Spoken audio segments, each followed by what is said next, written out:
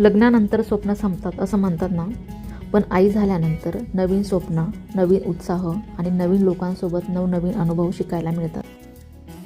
लग्ना अगोदरची लाईफ आणि लग्नानंतरची लाईफ यामध्ये खूप फरक असतो.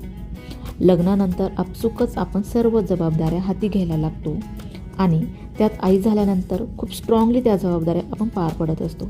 हे लग्नानंतर प्रत्येक स्त्री अनुभवतच असते. 7-8 महिन्यांपूर्वी मी कंटेंट क्रिएशन चालू केलं.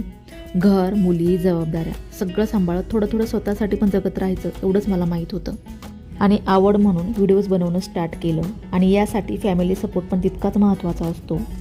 कोणतीही मुलगी किंवा स्त्री काहीतरी नवीन करते याचाच अर्थ ती एका सपोर्टिव्ह फॅमिलीमध्ये राहते. The womens are non stoppable.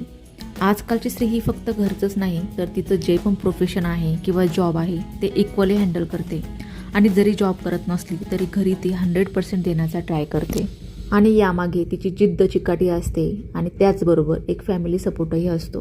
विशेष असं म्हणून काही नाही, पण मनातलं बोलावं असं वाटलं म्हणून 2 शब्द बोलले.